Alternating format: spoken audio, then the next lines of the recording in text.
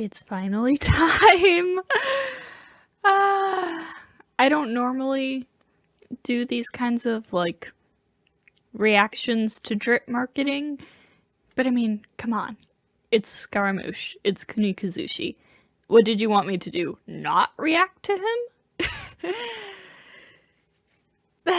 But as far as just, like, straight-up reactions go, I don't really have anything to say except, oh my god, I'm so excited! I've been waiting for this for 2 years!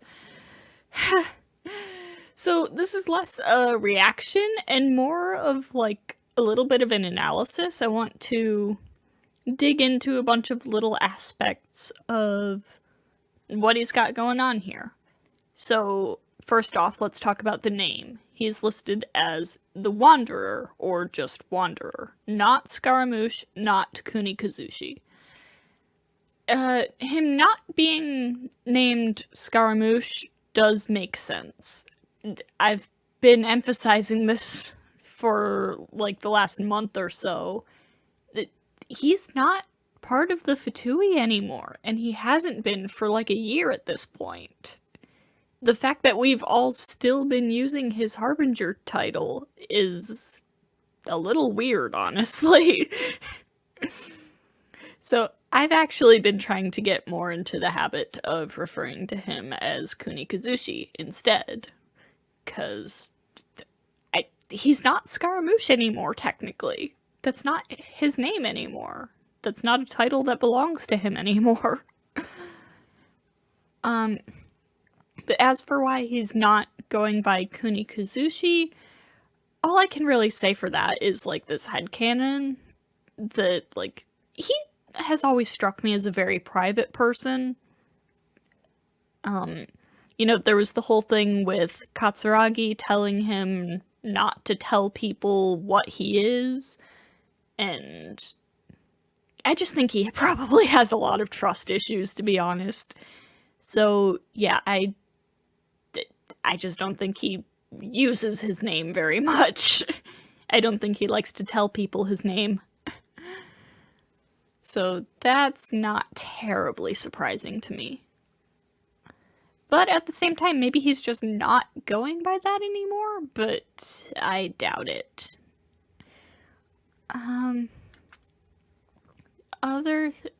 Next thing, not other thing, I have a lot of things I want to talk about. The next thing I want to talk about is his element, Anemo. I have actually been championing for him to be Anemo for a long time, so I'm very happy about this. Because, like, yes, Electro would make sense. Obviously, he's, you know, a copy of the Raiden Shogun. He probably does have Electro powers, just inherently. But I wanted something to help set him apart from A little bit. And Anemo is not, like, coming completely out of left field here. His original design, at least, has a couple of aspects that seem to link him back to the, Shinto wind god Fujin. And that's interesting because Fujin is the brother of Raijin, who the Raiden Shogun is partially based on. And they don't get along.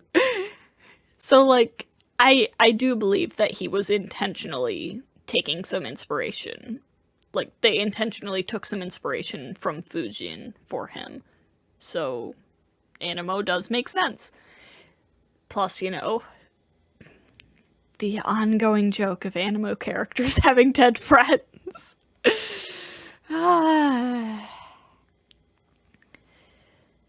as for his constellation, when I saw that it was, Peregrinus, for a second, or not for a second, but, like, at first I was like, huh, so does that mean it's not the doll holding a heart that I and everyone else kind of assumed would be him?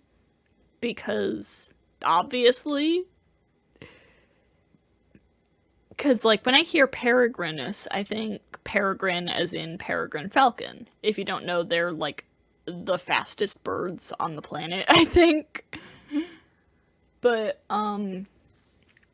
yeah, no, I looked it up, and I guess the word peregrinus actually just means something like traveler from afar, or like wanderer, which, yeah, that suits him. So, I guess there is technically still a chance that it's the doll holding the heart. If that's not the case and it actually is a bird, I assume that it's going to be this heart-shaped crying bird, but I do think that one is probably actually Columbina. But I don't know, we'll see. Now, as for how I feel about his redesign as a whole, honestly, the very blueness of it was a bit jarring at first. But it's been a few hours, and I think I actually really like it now. I think it looks good. Let's talk about his vision. He's got a Sumeru vision casing, which is interesting. So I guess that does kind of indicate, because if you don't know, vision casings are like the bane of the theory community, because we don't know a whole lot about them. We don't really, like, up until the Aranyaka quest, when we actually saw somebody get their vision for the first time, we did not know if visions came with the casings on or not. We didn't know anything, really. So I guess this would indicate that the casing is based on the location of where you get your vision. Because I assume he's going to be getting it in Sumeru. I forgot to look something up before I started recording this. 1 sec. Yes, okay. So this golden feather accessory he's got dangling below his vision, it's not a perfect match for the feather hairpin from his artifact set, but it does look pretty similar, so that's probably the intended reference there. Now we gotta talk about my favorite part of this, which is the fact that he still looks like himself, personality-wise. You know, he still looks unhinged and angry. God, I don't know if you guys knew about this, but there were so many people saying that, like, for him to become playable, he would have to become nice.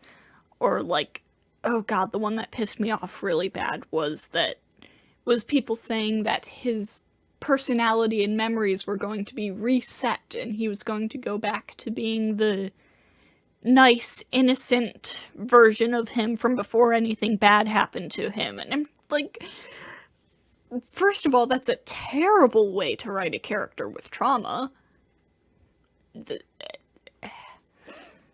And for the longest time, I was so afraid that that was how his story was actually gonna go. And I would hate it, and the 2 years I have spent saving for him would be wasted, because I would no longer want him because of terrible writing. But this facial expression alone seems to indicate that this is not going to be the case. And I'm very, very grateful for that. Now I can just be excited. Lastly, I want to talk about this little excerpt that, hold on, let me check. Yeah, okay, this little, excerpt about him that was posted on the YouTube channel and stuff. I think it was also on Instagram, maybe? I didn't look. But, basically this tells a little story about Basically, him showing up at a grave on Tatarasuna.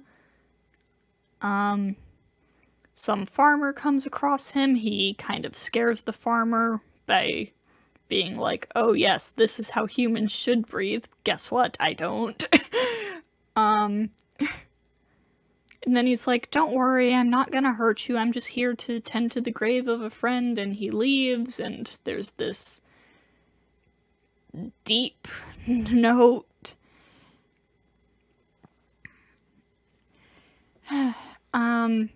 Yeah, so first off, I want to say the grave he's visiting probably belongs to Katsuragi. Like, just clear that up right now. It's probably not the kid. I'm gonna say that mostly because of these 3 questions that are written on the piece of paper he brought with him, and the answers. If humans have a heart, why do they not fear the hearts of others, due to their inferior nature? How should one treat others, knowing full well their inferiority? How can one be a human being without a heart? One without a heart is hardly human. This seems more like a conversation he would have with Katsuragi. Katsuragi was an adult. You know, he can have these kinds of deep conversations. The kid was a kid, you know? Also, can we talk about the fact that he still visits his grave? Oh, I'm so sad. I mean, I'd been headcanoning that for a long time, but to have it confirmed just hurts.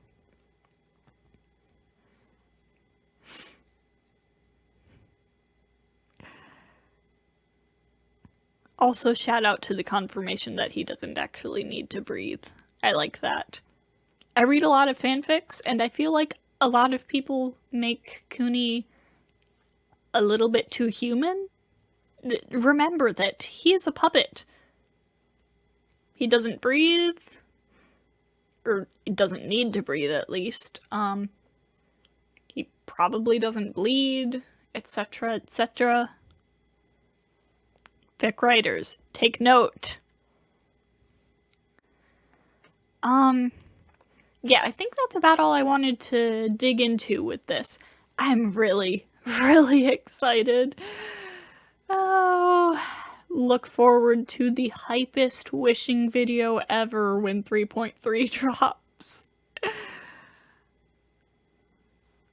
Yeah, I think that's it. I don't know how to close off this video. I feel like I should be saying more, but I don't really have anything else to say. I'm just very, very excited. Yeah, I'll see you all next time.